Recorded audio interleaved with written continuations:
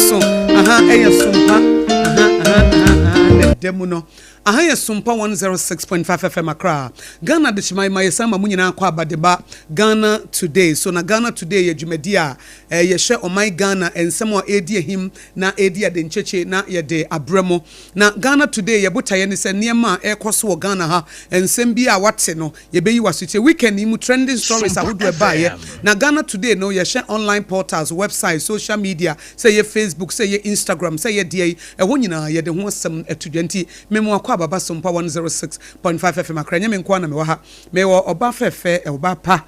wo ha sanso e na apam nso e wo ha abediafo memo akwa aba o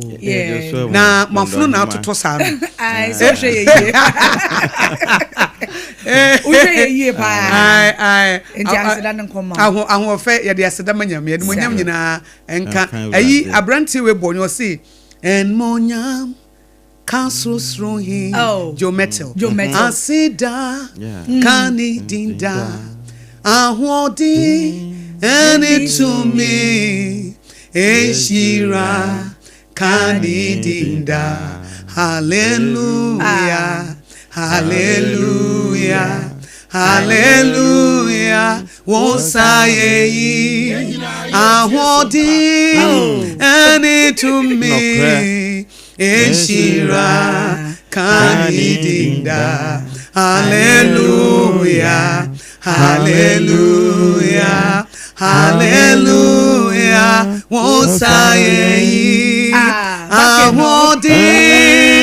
any to me Eshira kanidinda.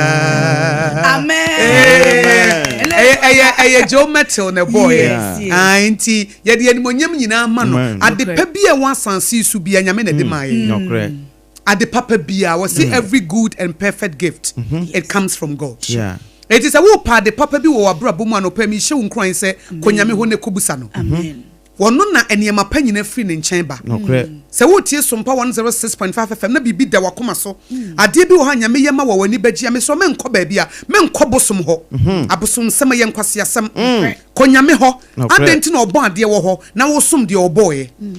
Ade na oboy no the creator is there. And you ho na wo som abode. Na wo som abode me danse. Obon ade wo ho na wo som abode. Okay. Adenti na obon ade wo ho na wo som abode. Abosomsom ye nkwase asem. Say the Bible na kana me ne Bible ya adwene. Ebi say obon ade wo ho a ye nsom abode. Adenti na wo sum dua.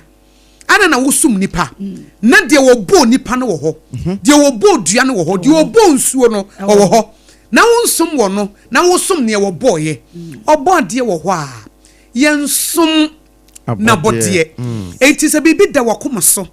Ade bi wo ha nyame yema woni bagia bra ne ho obeya ama wo nyame do ye nti we read John 3:16 was say for God so loved the world that he gave his only begotten son that whosoever believes in him will not perish but have everlasting life. O nyame wo ne kwan ye frɛ bibi modus operandi. O nyame wo ne kwan wo fa so di ne dwuma. Wo se me awurade me kwan a wo befa so e de aba me nkyɛn no ene me dɔba ye fa ne Yesu Kristo. E kwan bi ne ho. He is the only way.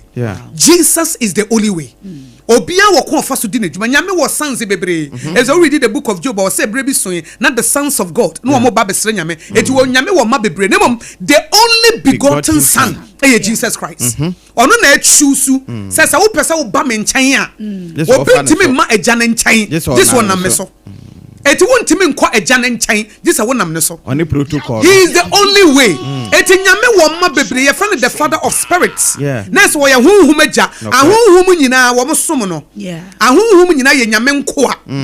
ahonhum nyina wo mo ye nyame nkoa wo mo hye nyame na ase and wo say nieme awurade Minyankopon me bon so ne asase Genesis chapter 1 ka say in the beginning God created the heavens and the earth no was say me kwan amafa so a wo betimi di aba me nkyɛn the only way is Jesus Christ it is say wo fa me doba no a if say me tsene no any me standard you cannot fulfill me standard Obaapa wontimi fulfill nya me standard Israel for try wo mantimi 10 commandments they failed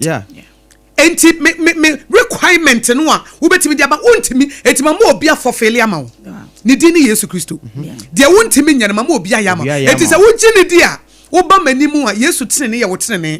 enti se wo ba manimu me hu ti se de Yesu ba manimu evi se onyame wo ye holy God is holy God is righteous e feeling ke kan wo bi eni ne ho na me no mi enu wo se ye tene kra ye ntomagofi wo nanim enti wo apam wo ye de kopie nyame you cannot go wo be hye okay you be see who they were sacrificing was say a strange thing and they died there at the altar omo kobo afori was say afori na omo kwakobo no ade na omo de bo no e ya de ho nti enye de wo pe no immediately apam wo mu wi sanya me we e na wo apam betimi de o trene akọ na eti enam se wo do ni panti and one man the doba ba kope sa wo meye de wo apam ntimi nye o meye de wo ba pa ntimi nye o meye de wo Akosua go ntimi nye na on fulfill law ni nyina nefa ne din mo bra me nchen okay eti se ye konyame ahewa ni mu a ye de akokoduro na eko eti na se we read Hebrews 4:16 na we say come boldly before the throne room of grace akokoduro ye de ko no se ye nkowo Akosua din mu me nkowo apan din me nkowo Yesu Kristo din mu na Yesu Kristo nso no wono wa satisfy ni nyina ona efini kekawo it is finished efini kekawo bi eni muti se me di ni din konyame ho a onyame hu me se me ye holy ohun se me ye righteous na Yesu no na me di ni din ko agya ne nchen no wode ne honhom so ahye me mu eti ne honhom ne so oboa me na ma yete se ono pa ne honhom no te me mu no wo oboa me ama ma yete se Yesu no eya kwantuo nenso ne honhom na eboa me wonim se memre eti wadane me nkakra wadane me nkakra kopem se meye te se wono eti ye namu menya abotra te se wono meye pepe ye te se wono meye gentle te se wono menante odomu te se wono meye asumje te se wo ya asumje hine no wode nkakra no wode ye kwa nanso wode ye kwa kakra ni nyina mu na Obaapa wode ye ko ye tofam ne asore ye tofam ne asore nanso ni nyina echi no yetimi konyame ho ye se ye konyame ho a eni ye tiri ni mu ne ye de ko eye Yesu di mu ne ye de ko eti ene ye de gospel ne bre wasempa no ai ya de bro nti bra wa unim o baby Ransford the tiasia baby anyum no do the needful baby anyum ne chance ye no ebesi baby amedri na bibia ye perfect Obaapa mpacha wo ho ye fe me da se ezi no emerade ne ho amen o ye woni pe bi a wo be hye na se a nyame nhira ne bi wunya bi amen o yes menim se de meka no Matthias obi wo ho a woni ni ehia enkita hudie ba wo ne ntemu a ana relationship bi beda wo ne ntemu a wo ye nhira e wo bibie mu ye sonko e wo bibie mu enti ewiase nyina mfa se da man so odo hobodondo another asa wutini so fata ba na wuti your friend is your friend Boho breeds Boho Apam bisa Apam pese ko bobi ma obodi Apam ba wuni tiru se fata ne pa Boho breeds ati for bomra your Facebook page na mo hwe Obaapa ni ti na me se de si fa me se me bro ni ba ko nya sam petro me wa brofo bi wa ha ohene yire ena fe Obaapa ma brofo ne wo mo ena me tuntum bronifuo abibifuo no abibifuo mu broni eyo Obaapa ne ohene yire wo mo ni me ma brofo e wa ha me have cancer fo e wa ha ena se me ba tuntum broni ye wo broni Obaapa ne ohene ye broni but tuntum broni awutimi se black beauty Akosua jenwo akode boati adwo asare jai na we oyetu dabi me man na meka menya ma no so meka ma no menya ma no so e mema de minim de meka minim minim eti se wo hwe Akosua jenwo akode boati odi ne tuntum pie na nantu sisi ho a o se Obaapa na eba adwo asare tia donko atia donko tuntum aja adwo asare na adwo asare what na no brofo da last time this no interview radio na si jai brofo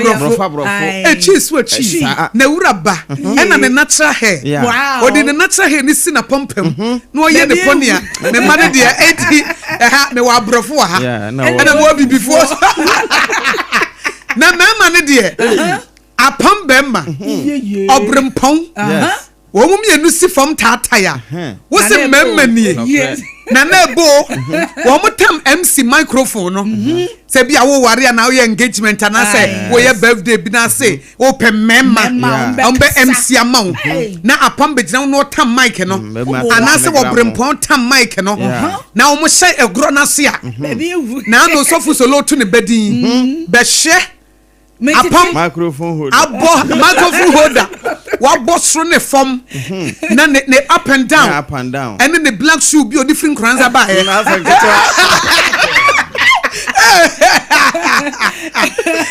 na wo jine ho enya sem ke 20 say wo pe mema ma MC program say your birthday say your outdooring say your year say your party bibia obrempon and afen so apam say wo pe man so dia o ma no tie wow chi brofo wo mu gina mu a ɛno nso Obaapa na wa ha yi Akosua je wa kɔde na wa ha yi ɔhene yire na wa ha yi adwo asare na wa ha yi ojai eti ya mu amufra me sɛ mo pam si no me de ama me ma no eti ma abu obu bibia wa ha ya obi be sɛ ya bomma de ope bia wo benya eti anopa de mu ho ai papa me sɛ mo akɔ aba me je so mo ejapade num na ade bae na tiefo we de masomu a apam a wote ha yi a wo ka news mami apam dada triple A man no me de free nkranza me ne Dr. Blessed Foster na de free nkranza bae na ye de ne fa kumase o ye transit wo nkranza fo nyina nso tie wo nkranza fo nyina o mo so ye mensew no na ye de ne fa transit wo kumase na ye de ne bae na o bae na me se me koma na kwa ba pa ba bia ma ne de ne tuato ɛnam se na ejapade be na gina hoyi wo se nkwadan num ne nyina ye memma ɛnam se wobi a wo bankra babo bra ababo bra foforo wo de gusu we na wo de nkwadan maako num ɛna bae ɛnam busa ne se na obeda show ho na yere so ka ho eto mo ye 7 abusua ne ye 7 apam na ogina ho no a na yere nso so ka ho ɛna ne mama kuma num ɛna nkoda no so mo susankran ketenketen na mso obeda show mo se ante eni da so ho apam se ebeye we have come to stay wa say ya bank ne de ya ba ne aba ɛna ya mase ye behwepo dabi etu mi dunum ne ba ye ba me ye djuma show mo nyina etu se wona onna do me djom ha nyina nam kwa no ho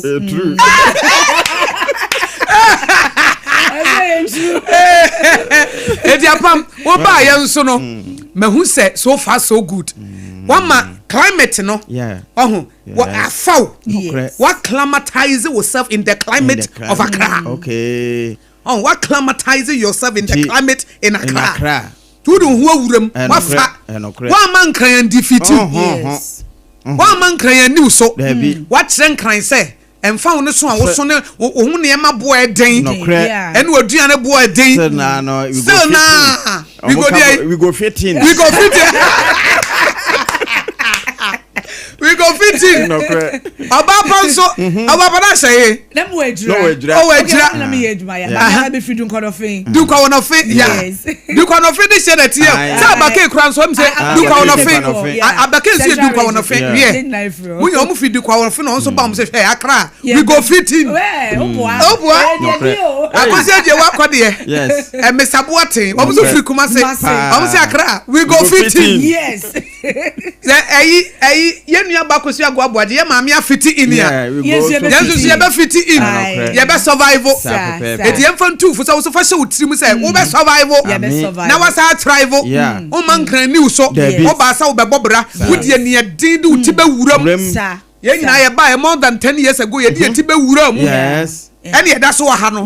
difa tu wuram wudu ti wuram wudu nse wuram wudu wo suemi ba bia ebedu mre bia Accra will bow to you obewu se when defeat wa cha ya de o wa cha ye nipa e ofie ha because anytime bia million ti Akosua ebe hie bia na futu nko na odema oh ye de jamia fadodo anti de ye million so ye de jamia se ye hye wase ye ti wase ye de jamia se ai ye nya ni papa o di enim ye de jamia ye de jamia aje be fon kwa na how bad the power enti we de apam my bibi twitwi ye sien na uwi a ya fakoma ai enkran no nso no ai fama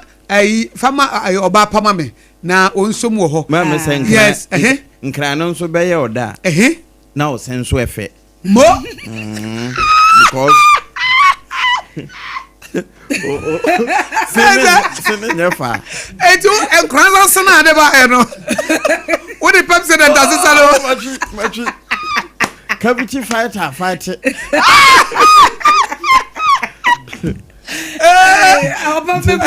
Etu enye nkran so na ade tie. Bi so we o yi ba kono a. Enye nkran so na ade tie. Debi o. We Accra. Wo de Pepsi na tatwichi. Sa pepe. Apo se ade twu se a. O sanya sen doctor. O tu fo o se ho. Enya sam ketua. Na wa kire o se ewom so wo we bese ne de. Na nso bese na wo we no. Wan twitwi ne anopa ne anwumira. Ebe se o se da ache. Enti ebe wie na o mo ka se fits untime nka. yɛka kasa fish wontumi nka deɛ yɛka nwene yɛse wobɛhu sɛ woka na wode wɔ se akyi nwoma no akata wo se so ɛno nti wohia Pepsodent cavity fighter toothpaste na wɔhu sɛ nnuane a yɛdi no ebi wɔ hɔ a ɛmfa ho ne sɛdeɛ wobɛsi atwi no no still on deɛ wada nti wɔda wo se so ebi nso wɔ hɔ a ɛhyehyɛ wo se nom ɛnkanka ne sɛ wawe nnam bi yɛsɛ sɛ wawe nnam na ebi ka ase mu a ɛka kyerɛ sɛ wonya afa bi sie ɛka kyerɛ sɛ wodi agorɔ wobɛtumi anya kaka ama ayɛ yie ɛne nti anɔpɛi no Pepsodent cavity fighter toothpaste na mekamfo ma wo ɛna 175 gram na onim kɛseɛ no sesei wɔn asan de bi egu so abɔ ne ma nkyɛn 200 grams wotu ne tina firi so ne sɛ ɛtwe ne tɛkyerɛ ma akyerɛ nyinaa yɛ bafua na yɛwɔ 120 grams agya akwa park no yɛwɔ 65 grams de yɛtɔ man kodaa no ɛna yi manfa paste ɛno ne nketewa na ɛwɔ sachet so no ɛno de woyi kwan sɛ yɛde tɔ nsuo yi a wotumi nya bi na adwuma deɛ agya akwa park na family park bɛyɛ no sɛde ano hye teɛ no saa pɛpɛɛpɛ ɛna no nso teɛ na wei nyinaa akyi no Ghana Dental Association wɔn mu nenim Ghana foɔ yɛ se ne dodoɔ a ɛwɔ sɛ efi ɛnɛ kura mo bransem Ghana Dental for bɛba ha yɛne ɔmo bɛdi nkɔmɔ kakra bi mo wie dwumadie bi nti ɔmo bɛba mo bransem yɛ obi asɛm so na yɛne ɔmo atwetwe nkɔmɔ kama pa nɔkorɛ nti anɔpa yi wosɔre yɛ watwitwi deɛ nanso wotwi yɛ no wo se no nso watwi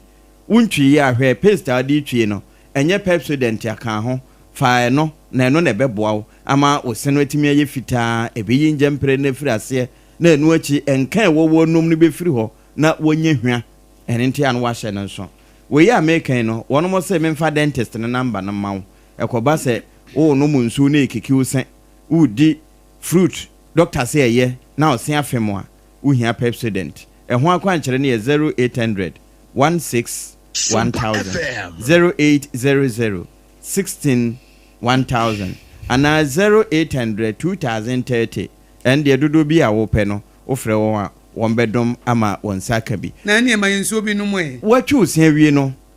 ɛwɔ sɛ ɔmmene wo sen ase nsuo no kakra ɛno yɛ bere a wɔtwe awie enti wonya kasa natural mineral water ɛnso no mu a ɛfa mu akɔhohoro firi wakoma na hohoro nsono nom ɛma aduane to mu a etimi kɔyie ɛno nti kasa natural mineral water no we state of the art technology on yɛde asonson so enti wɔn mo se enye nsuo bia na wɔsɔ no mesan so obetimi anom nsuo no wanya yareɛ ɛnɛ typhoid a agye atese wɔ ɔman yi mu a yɛnom ho nnure nyinaa no ɛyɛ nsuo mu na yɛfa firi cholera na wunya na wugya na wosa afigu so no ɛno nsuo mu na yɛfa firi enti anopa no mekamfo kasa natural mineral water party ahodoɔ adwabo bia se ayi wiase ɛyɛ no ne yɛde som wɔn mo wɔ ntoam ɛna yɛwɔ kukuo mu deɛ ɛno no ne yɛfrɛ ne dispenser no wohia deɛ ɛhye a anopa yi wumia na wosɔ opɛdeɛ nwunu a ɛno nso wumia hɔ a na wasɔ enti a no wahyɛ no nso wɔn mo wɔ back hospital akyi pɛɛ ɛwɔ nkran ha yi ataifa 0206 469 430 0206 469 430 ɛna 0303 965780 ɛndeɛ berebia wo bom no wobɛnya obi amanafa na wanom nsuo awie a wonua sɛ wotiri yeye ɛna wonya saa kasa wɔ mo dispenser abia ɛno ane sɛ wumia ne ano kɔkɔɔ no nsuohye na bɛba nsuohye no ba pɛ na de Twisco energy drink agum watwa no na afei wanom Twisco no sɛ wodi si baabi ankodaa no wɔ mo nsa bedura wonkɔ adwuma mmra na aka konko na ɔmo di agorɔ ɛne nti fasi baabi akora nsa nuru na mmom adeɛ kye anopa na watwa mo na sɛ esi chocolate ne dɛ nti no omra na konko na omra na konko ne da hɔ wɔn bɛdi ne nyinaa na sachet no nso na wo de wo 5 re de wo hia ayi konko bɛ 1000 no fio sachet no so wo hia bɛ 1000 no fio kasa ɔbɛnum ntin kasa ɔbɛnum Twisco enti anopa no wonya 2 cedis a wotumi twama wɔ mo nom enti sɛ wɔ mo bie school yi obema wo mo beverage bi akwa menye promosi dofo wo mo Twisco no eno na akora no mo a wona wotimi sua de na eka ne tirimo nso obeba nso no na ne wo ma kire ne nyina no wo san da na di e de akire wo eno achi wo bekọ wo nkata so no so obetimi adayi aso dan pa wohia ayo na ade asonsa de no ayo no nso nye de to ade ni bia eya hoɔden nuro de no ebi ɛwɔ twiskom ɛna fortune ɛwɔ mu nti wonkɔtena adwuma mu nkɔda twisko fd agye atom sɛ ɛyɛ nti anopai me kamfo ɛde ama wura ba bi ɛto ade a na wajibi okuta yemu ai ene yebedidi yekodi o yekodi be patro plans te say ene ebia wa plan say o lunch ene o supper ebia won plan ya ene me ma plans no se be ya e be feto pepe na onko pedwane bia obedi ade sa obeja o nice ama ade a chie eye Hajia special local food me no foi eduane ya kan wasem wa ebia watia won so bi hwei won di bi hwei onye adwumedie bi emfre Hajia se wo me aduane mfa se wo me ba cho so ne hwe ne hade me ba cho anuane de ye doso ai edoso ye wo fufuo ene enkwan bi a obi be se kane ankwan light de ka anopa de wo be ma ye kwan do fufuo de fufuo ni abenkwan ye kama o ena fufuo ni nkatenkwan ena emutuo so ni nkatenkwan so ye kaba especially minim Obaapa wo di mutuo nkatenkwan a ye de adua aka ho da medibida ahun se ye kama pa kama me acho Hajia enuane ne de ye nyi otwe nyi ado amfiri mu ni nyina akoyi na ye de na de kra ni apepensa no penifo aduane o penyi ubenya apepensa no wedi ye wo special way odi apepensa no na wudi obo say yes wodi penyi nuane ahemfo na ne hyehyem eye ehimfu enuane a wo mu di tete ye nya ni apepensa enti se kom do na wo ju ba bi enye yi afo ni kira Hajia ho no mo wo de ba bia wo bia fredo obeye delivery e de abra wo aboboa no be bia medical ka se enuane de edoso papa enti entimi de wo pese wudi no wo fre Hajia o de bebrel said de kokontei wo benye bia di watch jollof fried rice tozafi eduane bia eno na make a chow say uye party uye social gathering bia wedding ni nyina na wato nsa de afra wo se wo mbra na ope obi obeye aduane anu so na de asem wo no wo mukane konkon se be bia wo ho obi ba wo ba wadwumedi ase a wo bedi di free akono owi anu wo ka wadwuane wo asem se aduane anti so ma na aduane papa ja jollof we de ngusi agoda bi Hajia de tesa obeye aduane no amachase ye kwa yedudi be ko se enuane amikodi ye de na ye de Hajia special ensa no adwuma no ebinu no medical ka kire se ye wo Accra ya Hacho Atomic Road ye ne transition eben pa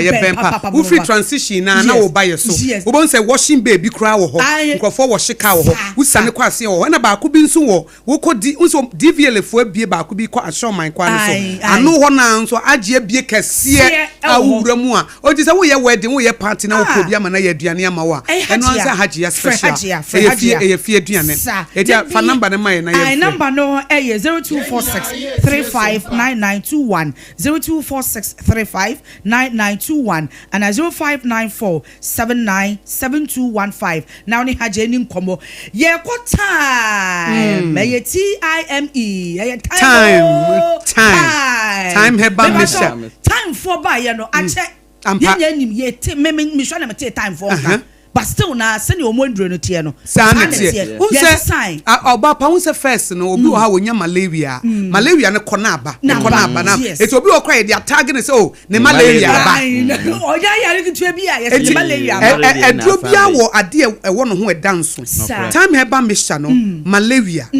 ana wo obi a wonu mu oto na no na me ka wo ha say edi entina afi a wonya sika wo se menu moto mintimi nidi edi abayi seb no na tama ehia wo na de komede na kwawunya obedi tama ehia wo na komede usu na wunya na nena nyame aye wadom na wonya sika no wanum se me kon no aduane menum time am wato TIM yin menum time heba misha am menum na da ho am watimi atibie how dare you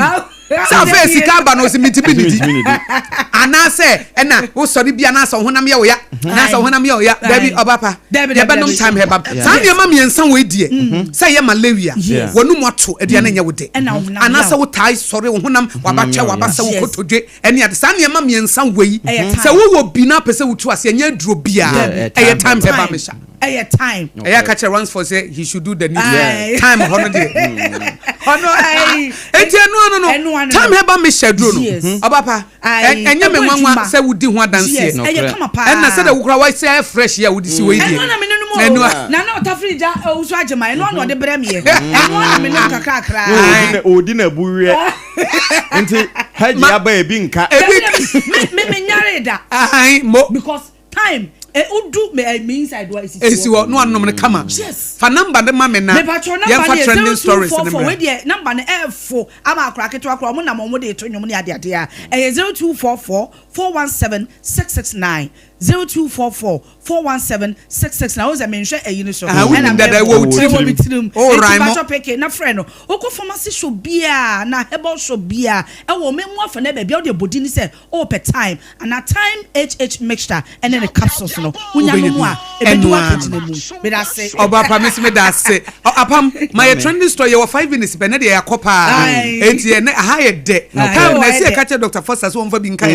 enso yen enso yen na cry shase be ya enso yen apam my trending story na Obaapa mfa ne de mane mbobɔ papers na 5 minutes kakra ye ye trending stories no de enam so a ekɔ no bi ye akwatia by election ya ebe koso ade kyen se de posifo ani asi abra wo mo nso afa wo mo red na nya asam ketewa sa abre kura no wo mo nenamu a ye cheche bi mu asabio wo tutia hodo hyehye won ho a yenyansi ho enti eno nso trend pa na GS nso e de aba beto se double track no wo mo sa akwa wo mo track dada na onim no de ye de bie school October mu no enti nyame de chen October boso memu de toso dadu na nwotwe wo mo bie school no na fe asuafo no ahyasefo nwamfo na ba sesi nso no wa ye kede sohwe na wo mo tworo BC no ne mu aye no nso aba ye no nso trend amanfo kura ahyase a wo mo kɔ wiase nyina pakese no so akɔhwe wo mo modin a wo mo boy ansa na wo makɔ school mu akɔhwe eno nso ye de trend pa afi mampani ndwo mahama nso trend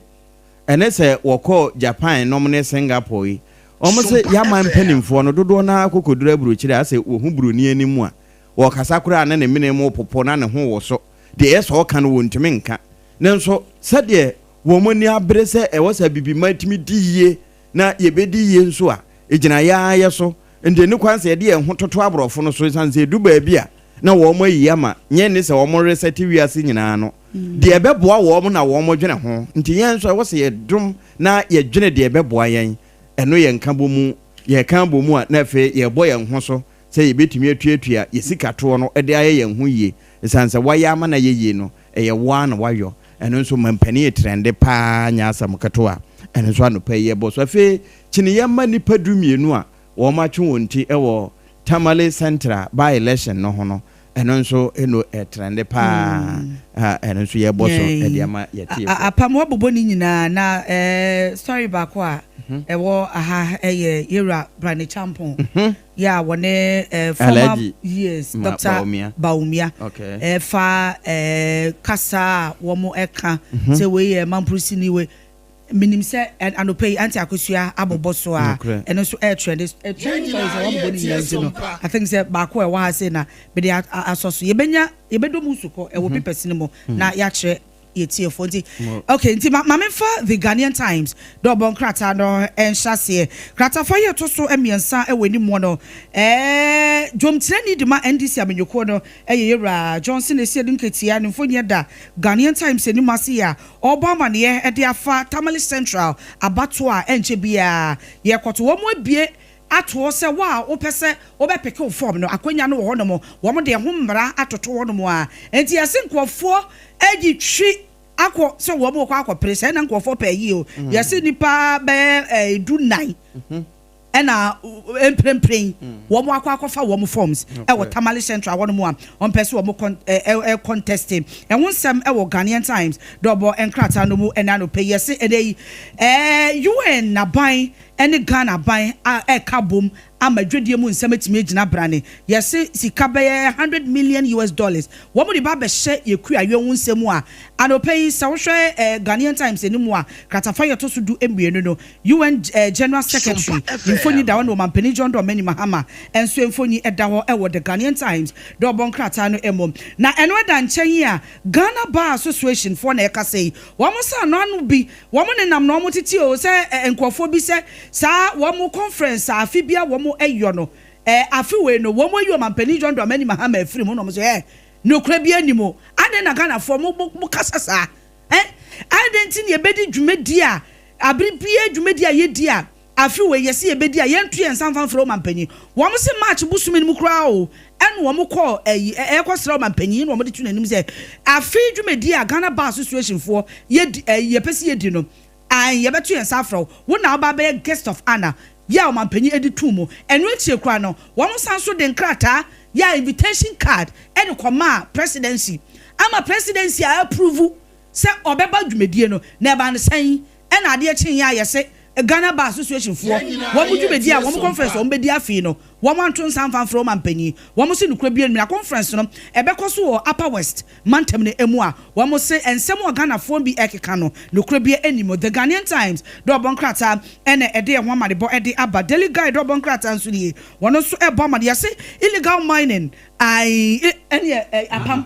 Obaapa na matwaso enti wo fa the Ghanaian Times ma memfa the Ghanaian publisher epiao na Ghanaian nomre mu bi na Ghanaian publisher do bonkrata no de Alhaji Mahmood Bawumiamfoni aba beto akire no onde kan se wa blast Odehyieba Champon wo se de wo sika tribalism no nanso Dr. Brian so de honsa baba beto dwa se ebinum na atwitwa de asi ani enye no kore the Ghanaian publisher do bonkrata no eno achi wode Odehyieba Joseph Yamin mfoni abeto na wode mampani Njo Mahama nso de ato nchen ono wo se Odehyieba Yamin aka kire mampani Mahama se woma anti-gallant say task force for no wo munye adwuma na wo moyo no di entira anopa unya the Ghanaian publisher emunsem ewo ha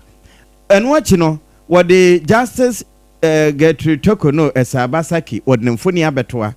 afi wode former Chief Justice Kwesi ne yebo anso mfoni atoa so no wode Justice Jones Doche wono nso de ne de aka ho na former Chief Justice Sofa Akufu wode wo mo nso de abeka ho wo se wo mo be testify ede ama Toko no anopay the Ghanaian publisher do bokrata de so no wode nambi ene no mame for Daily Guide do bokrata no ento so ani modo omampani dada abedi akire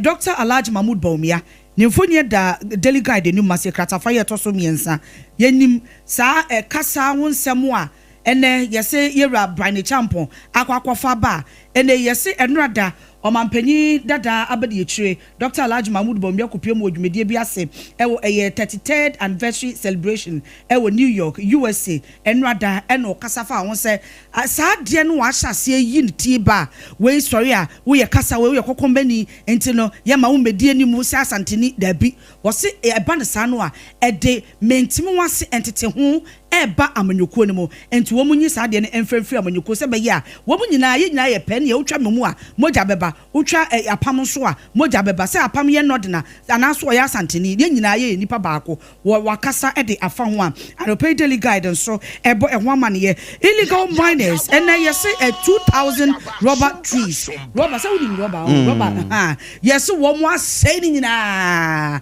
ede to galam say wo mo a wo manyi gold de die dwane a ene bi ka say page 6 e wo Daily Guide mo yes ya che wo mo ya sam wo mo say ya no mo tetete wo no enwo sam so aba be pie mo e wo Daily Guide obon krata ne mo shatawale pa ananu adasi echi no yokofo che no na wo hwe guide ye ni mu a shatawale na gina epu mu o dwade ye no wo kwawuru efi e wo mu nyina de amaepo na maepo ne de ko o gina epu mu o dwade shatawale gina epu mu o dwade ye ko chi nti okwawuru efi a okwai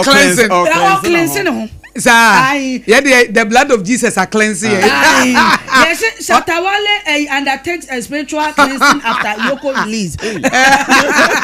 Yoko fu agu ni hu fi eti o be cleansing ho yeah cleansing Obi a wodi baby ni gidie wo. Enti bi ono ni gidie no. Ono na ni o say apart from say ye nyina ye Christopher na say whatever religion. Obi a wo ne personal covenant with God. No correct. Enti menim de nyame ka kire wo in your secret place. Sometimes obetimi aka bibia kire me say menya on ka nkira pam so wo. Nyame wo ne personal covenant otimi eni nipa bi ekọ. They said o share Abraham no. On oduru ha na Abraham waye altar. No de o ka kire Abraham say fa wo bakọ. Na koye se won o pep o ne be kwa apam no ma ne sesa mo bi edigu otwitwa o mu half and o say ne me ne o kwa apam. Eti apart from say onyame ye nyina ye Christophobia ye the body of Christ and answer whatever religion no at the same time no individuals nyame timi ne wo ko apam bi ye wo ni nyame eno wontim enye doctrine wontimi me share with anybody ye won kwanti ono ananim de say ye nyame yo say na bosom aka kire no o ye bi okogina nsum eti wa cleanse awie odware no say nsori gu no ho no we ano ha ya na ogina ye obetimi akonfifi eti awon sema ba be mo daily guide da obon kratem na o kai say emre bi atwam ne yese ye ma SHS4 tablets ama wo mo e de esua ade ne ade yese enne esi ama SHS wo mfimfi mantemo yese tablet 21 ayera sesi anoma na abefa ko se akoshe obi botomo ene yehu enwo nsema abepiem wo daily guide obon krata no emu apam fa de chat o mai na ye o masha me fa number ni to jam o masha se o mo bre na so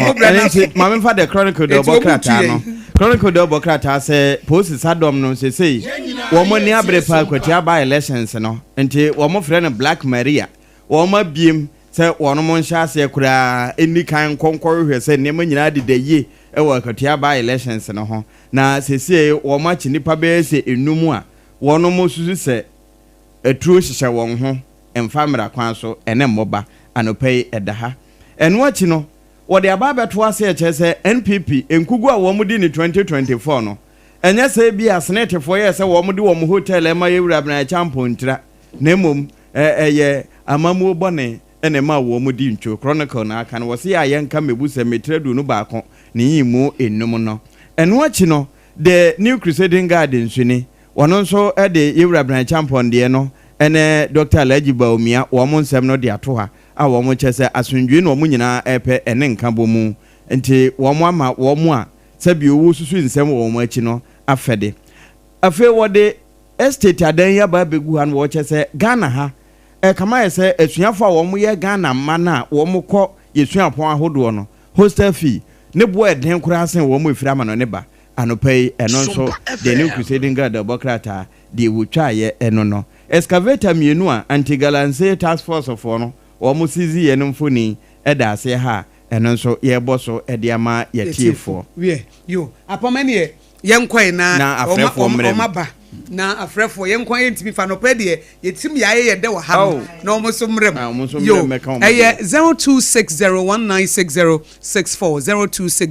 0260196064 na 0260196065 ya numbers ye di adwuma no pay Ghana today onso betimi de wadwenkyira ba 0260196064 and 0260196065 hello what do you mean mete unkapa je ni monie adumo na wonso bako me kiakia mu nyina wo wo 1 minute yenko na de yafa mo brɛ nti yenko ende tew na me nkia the champion honorable ena incoming national chairman ka kambo ena na nakei onzo ba for national organizer na yenko head out afia onzo ba for woman national organizer yo ye besere abani ye koto yetrese ajubreo bra embe du mushia o mukasa ke kan tindi britere be ya abana ye beto no ebe ya subi amayin na se wo betere wadin ya wo kire wadin kwampa ubi me fa so beto abaye den amawo ni se akutia anabi bitisa ya na hagin odi ase dimesire no fufo ni ni aye ba ko diuri ajubreo emrana monye campaign emfa asamwa yesha ye kumawa ebebua ama o Ghana apa ntima petra bye bye bye yenso yedase yemfa de wotoso hello good morning o miniaba good morning me patche fra wo say na free he Pacho Okajis Pradia rather than me Casafi Sompa Techima Bunu East. Yo, Sompa Techima Bunu East, Yankway. Yo, Mania Quanyano, Mamma Fanchi, I can see him for Mamma Papa Chama, Missa Santi, GPRT, Regional Chairman. Pena Musi Sabo, incoming national organizer. And I am Mamma, our commission, incoming national organizer. And I have Papa Bawuniam, Chiasa Point Free now, no play. Hey, Mamma. Yeah, maybe the NDC pro in Nada, in Futuru, and the Fracadam na, or me yet the Babagia Cuniano. Bribia, you bet papa. Mamma, me no catches here, I wouldn't say a super true. Media name a Juma, me, anything I mean, and said, Jumana, me give me Brady Shemudusia. And she said, Jumano don't attach, and I said, what catching me and Casamakuma. But I can throw catch the driver for say. Obama spare part Boaba form. Mama, who remembers you are new to me you. Fuano was that catching so Obama and Boaba form. Fuano Bono Casa Beba form. Thank you was so cram and Kakasi Kanman, Yanti, so until you need problem. What that Diama Yati Tikasi, we are now to fuel. And Rami is semi quack to fuel. If you leave as now,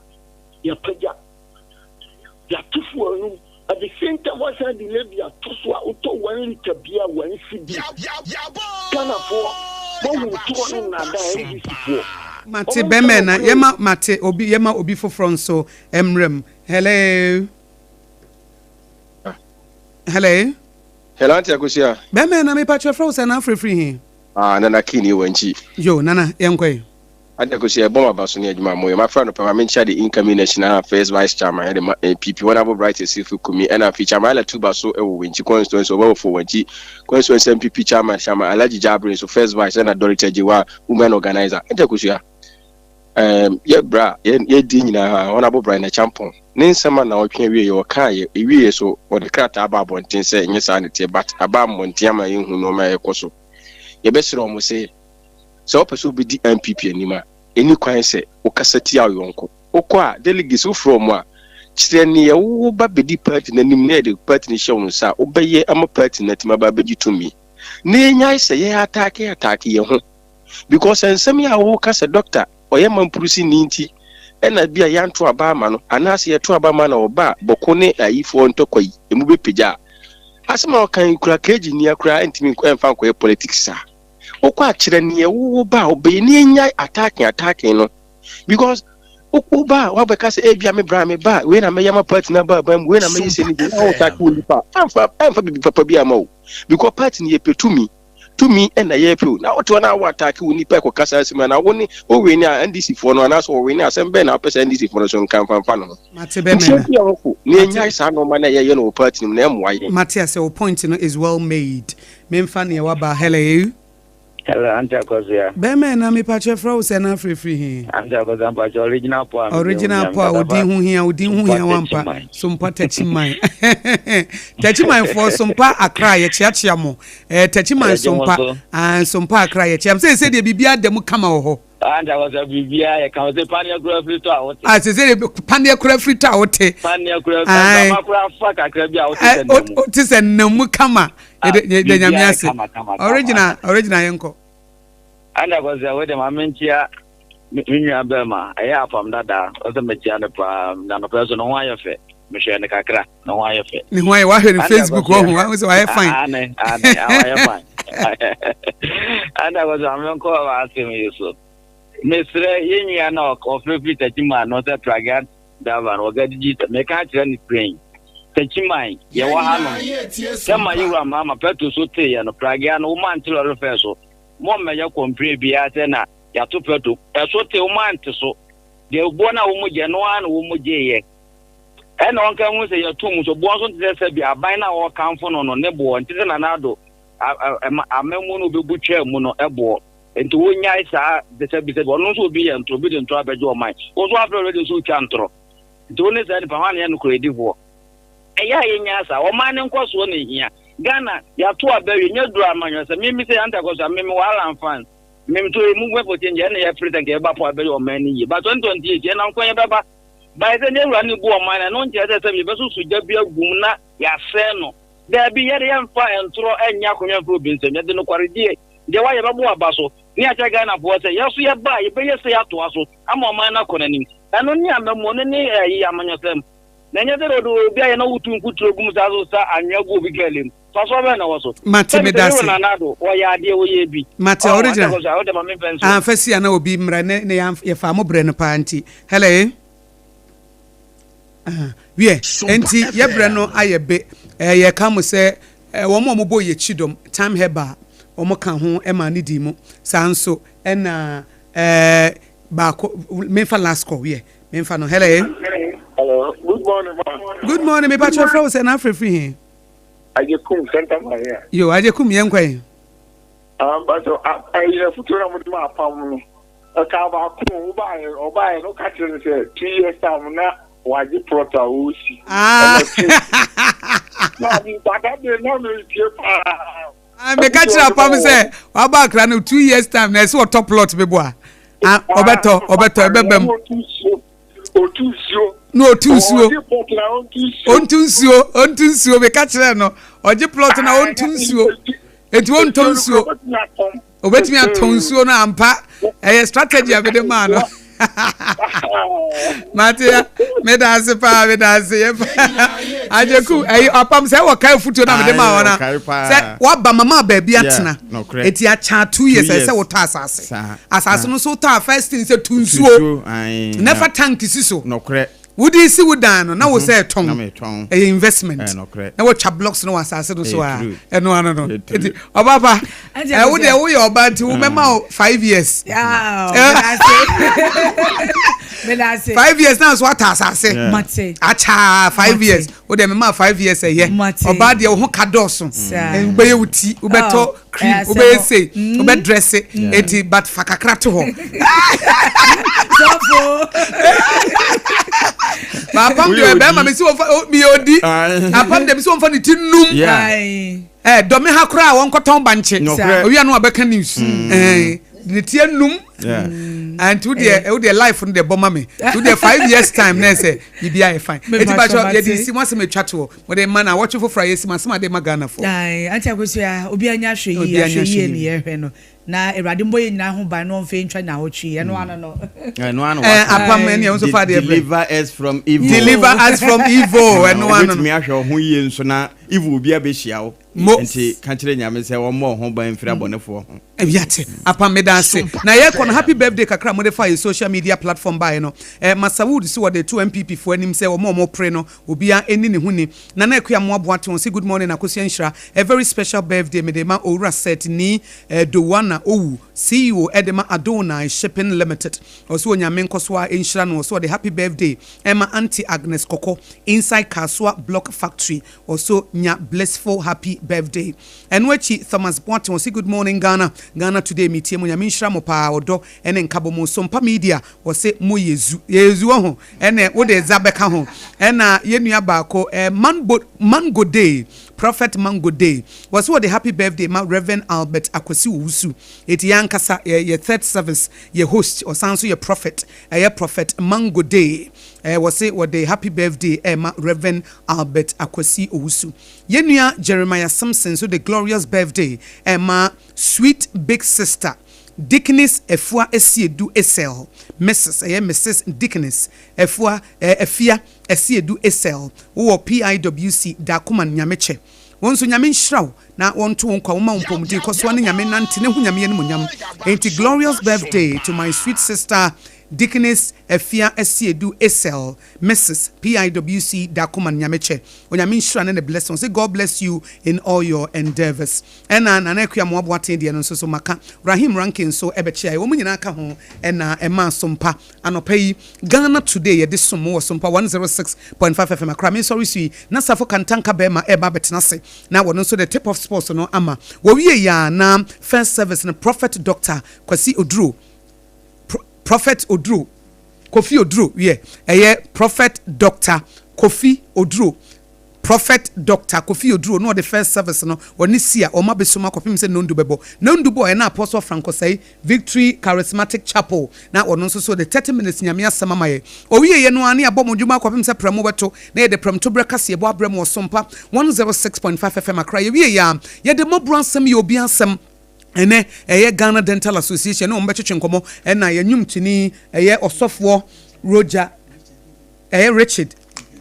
Hagan sofo Richard Hagan say mokan ya ye Sompa unveiling no abrante no beto nwuma wa ya rasta bia na body set 10 no enne obeba mobrasem ye obi asem no obeka ne story baby ofini baby obedru kwadan so obeba ene fiadan so obeba ntina wachi mu de ye ne osofo Richard Hagan ebetwetwe enkomo batene dental for beba ba som ye kakra na ye wie ye no na fe for God and Country Professor Kobla Bochi enso the for God and Country abaye social political show obetna se edi amonyosem ni mu nsensem nyina edi abdo mu ye na hot bite kasebo the 5:30 na ye de mamo Sompa 106.5 FM akra omu ye no hot bite wie ya 7 p.m. na enwachi no so Prophet Mango Day na wono nso so the third service no aba third service wie pe na 9 sida hour 9 p.m. I was Sompa 106.5 FM. Omu ye ya na 10 nso no na osofo evangelist Boatin na wono nso so at the hour of hope and answer hope hour. Ni nyina ye pe hope hour of hope. Ni nyina na wono nso so de aba. Na fe 11 p.m. to 1 a.m. no na osofo so nso aba. Nti ahwehwe dwumade ni nyina ama ase wutia wadwene mu nimdie mu bibia wo benya na wabomma. Koso tie Sompa 106.5 FM akra yeda mu nyina ase. Ma menka bibi kakra fa makoma mu hne ho nkyerɛ wo. Obɔ me ne mabusua ho ban. Media no hwɛ me busia. Fi awon to aso so kwa awon to aso so. Hwɛ, ma menka kyerɛ wo. Media ma mesere da ne da. Media no kyerɛ papa. De etiri kwasa be bia ye obi wo ho. Aba, emeya hyase bio. Enti mu ranom na mo kan fo mo saa. Oh, Debbie. Pepsodent 200 grams for no asem na ye ka yo. Eye kokoko. Pepsodent kokoko promo no nie. Eye Pepsodent kɛseɛ dada no a. Na ye de 25 grams aka ho. Jiwodie na ba wo busua ho ban. Na hye wo se mu de. FDA agye dwade nkras wo yi. Na fa na moko. Yeko ye train wo garden nim. Na me pray ne. Mama, javelin. Oh, sa. Na plate no so e. Mama, enye plate o, discus. Ye training every say ye bese ye inkunim difo. Mo asem winim se, ansa na mo bedi nkunim no. Mo hia hodin bebre. Se ye chocolate taste ne tu nchen a. Ene fota e what Swiss comunu kra energy boosting vitamins. Ni minerals a. E bo nkunim difo. Mama, yeah, that's it. Me mo freya pomudi hu hear me. Twisco, power your dreams. FDA agi ejje yin kratso yatu.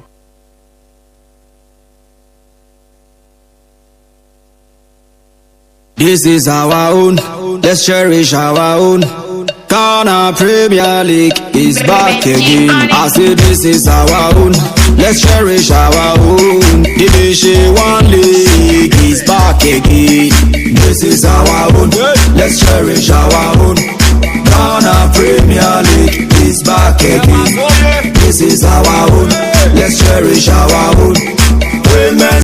Okay, yada we dem nsam na to aso efi sabe kopim se na otwe ebebo na ya sorry na dwumadi aka so atimi ababeto sabe de don son apawon sima no aduanan enson Sompa 106.5 FM so braso se yada we dem nsam edemo ya to no this tip off na yade ba na no pe enu aga ka top 4 etima banawe ye na emusam bebrebe yade mu koma eba enu achi no na chese police ladies amkocha Ghana nam women champions league obi maso we wafu zombi la Côte d'Ivoire no anopa mu sam eba ene sima foforo pi enu achi ne shanosoma me se Sompa invitational tournament no awana wiye na hwan na timeji ye the maiden edition no yade mu sam eba ene anopa ene sima foforo pi ene aboa no yade mu sam ede bro ewo dwumade nso secure sanitary pad anopa okan ho bi ene da wudem sam eba na ye chene se oba obosom ya kwantu no be secure ede anam amawa make afo secure sanitary pad ene de ama emrantse no mukwa monten amonso monkan chuma no na majibi ede abrom na bibia so etime kama midimo football center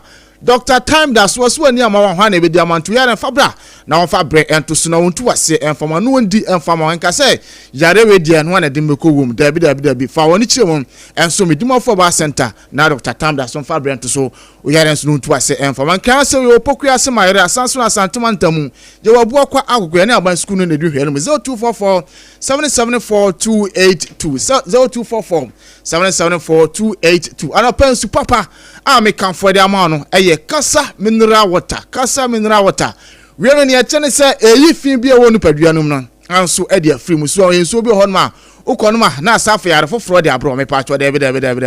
je de ne entisa nchano pe kwaji kasa mineral water mo amuton so wa monten so no me pa cho nsu papa mo wetima aton e de ama amanfo no kasa mineral water nchano pe kwaji odi na bia so ntim ne kama frampane 0206 469 430 we na bo afo no pe maso asna ye da wudem 7 eba na Sompa invitational tournament no me ba to no sitimi ba so na watwi awie ye start efiara no eno a ene ne member na so na eno nyina no dwumadie na aka no so no etimi etoa so na champions no ekodima Bechem United na mami table no ansa na makọ ene papa akwa akodi enkomo na bia so etimi ayekamanti Bechem United energy Sompa the made edition Sompa invitational tournament yes Bechem United na 9 points plus 4 Kaola Football Club enya 6 points plus 3 Blekum Chelsea enya 4-1 John Apostle de no some free papa clef na me pay confirmation Dona Stars so enya 3-3 one to so enum na Mighty Royals twato onya 1 point enti between Mighty Royals and John Apostle de no some me pay confirmation if you papa on papa I don't part me kan ma good morning the Sompa 106.5 FM so good morning Zaforo na sunyane ne mpata me bia bokọ de onyankro padom ejuma na amode hye nsa nyame adom yewi enti bibia boko nyame adom bibia boko bibia boko hapa okay papa menim say brand wo mo na emum yentwa ne tsewa bo no tofa enyina mame the start ebepim enra na wi ne nyina bo ne nyina tofa fa mame Zaforo mame entia Sompa 106.5 etipo ni afo nyina ene anotoi na me no mo asese emra no nyina no omugusu omutie Sompa ewo me yahodo nyina wo man mu na no eye fiada na 22nd of August osanabo so me da ndeto so do no minu ene nyankopatom e da so Sompa npanimfo eson ye ikiru na mo ewusunan correlation park abra the day 6 eye clubs emunum 5 out of the 6 no a Premier League clubs and a 1 a Division 1 club omo ehye mini pre-season tournament ase ewo sunane Coronation Park na clubs a ewuramu esi akan na Aduana Football Club, Bechem United Football Club, Blekum Chelsea Football Club, Young Apostles Football Club, Karela United Football Club and awamna for Mighty Royals ono ene the only club of Division 1 a onya kwanya ewurasa tournament emubi na debia na about 3 matches na is teams there na emre ni team per for esanye hwe no o se club bia usi akan ni no about 3 matches and sakra na tournament na bana wi enra ampa empenifo mu ano ema clubs ni fi di so sa ema yen ene nam so ma enra na 24 free na kan si ni na ba na wi and ajmadi ni na ba na wi el Coronation Park na wi yen so na Bechem United and anaje tournament no na de esi na nan so na Safori say na Bechem United na kan si di ko ya utimize tournament no the first game of boy na no fiada na Bechem United ene Aduana Football Club of course na a match adodo na hwe ni se betting din so after say Aduana ato atene di kan no Bechem United ebeteye etoko so ese Aduana ekamiensa ma kan si ba na wi na Bechem asemiensa na Aduana ati emubaako the next game of Bechem United boy na eno so against Blekum Chelsea eno so Blekum Chelsea ne kamiensa ma otimu baako Jesus on the ochewa 3-1 eno na wo sesa ma Karela United and so the first game of boy was against Mighty Royals ma no so enya win the second game was enya win entianua na akwai Young Apostles fixtures and ya da wo so bi abomiensa de na akwai Blekum Chelsea and Karela no bia with 6 points and enua na so mobo in the price you move no kwade na me a obewin bia no ono na ebitimi age tournament no edition na so it wasn't an easy game but we say game na say anchekra na Chelsea Bechem United in our first goal second half Karela United ebenya penalty ni say no e di Muama referee e akansi ni ba na wi ya Bechem United Bechem United etimi enya that one win na ma ni really game no na we nya 3 wins from 3 matches or boy no can be the top group no na near mun say ora can see obaye obi see your ball no more than na in fact onyan 3 wins no or share 7 goals in the process no sign a concede 3 goals a concede 2 goals that is Bichim United no chere say na ni edin ball na obo man ho so edin eba na strikers na omo to ntena eba ni defenders so omo ball more than say at least omo ma ball enter omo enkwose then Karela eto sumienu with 6 points onyaye tournament by the only side they share no the champions are Bichim United and it is the Karela United coach Nuru Amadou on the boys and one thing note so coach Nuru Amadou one of the experienced coaches tournament on the lead Samates Emma Samates the first time league Ghana Premier League mo in just Karela Kofana over tournament na wedding and so then Onunya 6 points Bekum Chelsea and so eto so mienu niensa no and so nya 4 points me dem yakoba and say the only winner unyaye enura against Ediana and only young apostles and so obo draw it's not say ebeba sa points no and lose to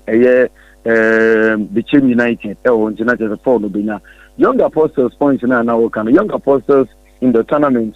echo ebo draw mienu okay then enam say na yemmo obia yenyina yemmo ye all play all enyinu bi about 3 matches no na per tournament rules no ye na say ye drop say be ya enko bobo so no I will see about penalties between the two sides okay na ye team split na ne oba win ni nya 2 points from there na ne all lose no ne 1 point from a draw no eno AC ewo it young apostles na only 2 draws in the process I just say no be mano 2 points. Okay, 4 points. Now first one or winning. Okay. And so the game of ball and so about draw or winning on penalties against Mighty Warriors. Okay. Just ama or no equal that point, Then a Diana Football Club. Surprisingly, the other tournament in team amount for women to beat now our top big players because the likes of Bright AJ, Kamara, Steven Anoche Bedu, Omina boss team we are. He should tell you something. William Denchi, family of Accra, as a folk, but surprisingly,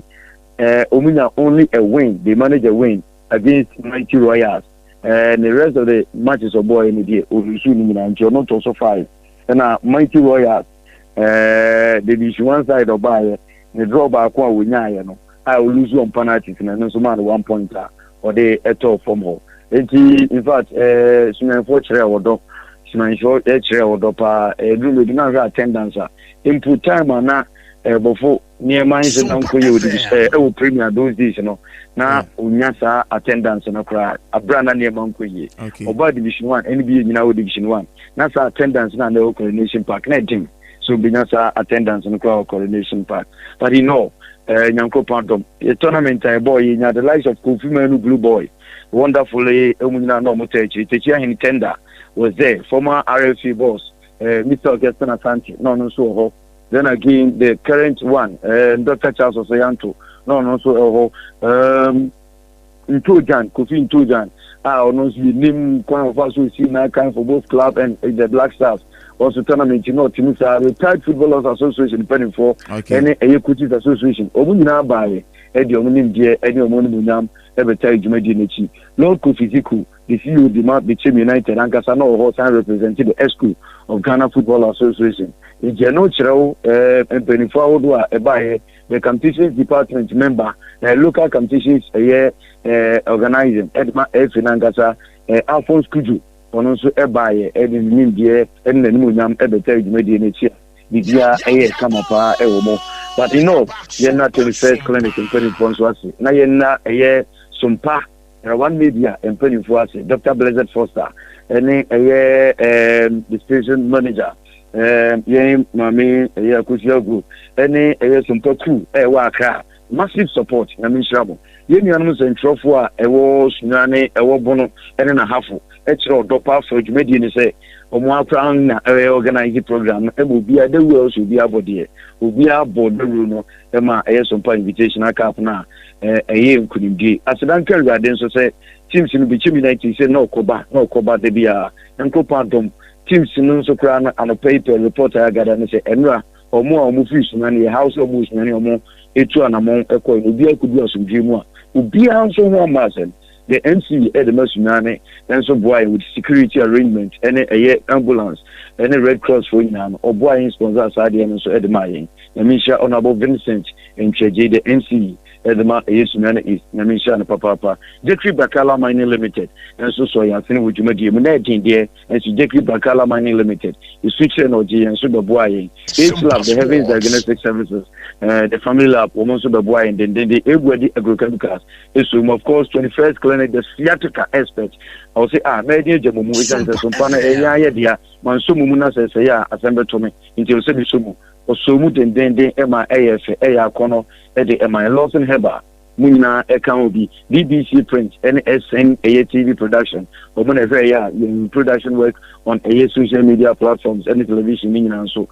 kama and so admire Vortic natural mineral water Muna so soya sene Emma Jumedi itimi edu pempe ya then could part from ubi bia amasema wedi ubi bia one for fiama some panso nkunidi aka Sompa busuani nyina di safuru na mi shira won so pa because okoba na obrempo de nam fa na Akosua so de nam fa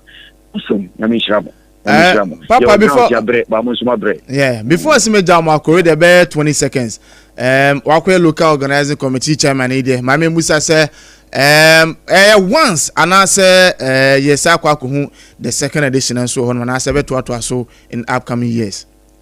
Safuru Sompa Sakim is any year kwi over me abono one I'm if I say because I had it Dr. Blessed for Sakra and Tiasie enti here ya fatu ya honso se nyame wo ho ya ye won kwan o de nkwan dum ye ndia afidia editing but ye beye okay ye beye Papa me ba de wasano pe de baba bia no so